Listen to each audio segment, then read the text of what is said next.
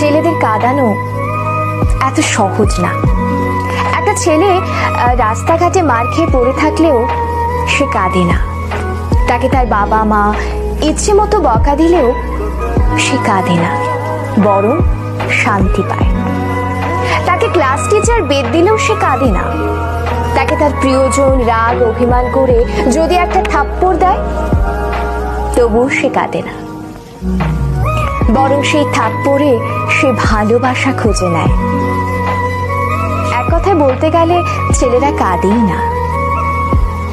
ছেলেদের কাঁদানোর একটা সহজ উপায় হলো তাকে অবহেলা করুন, তার থেকে গুরুত্ব কমিয়ে দিন, তার প্রতিটা কথা এবং অনুভূতি হেসে উড়িয়ে দিন, তার ভালোবাসাকে মজা হিসেবে নিন।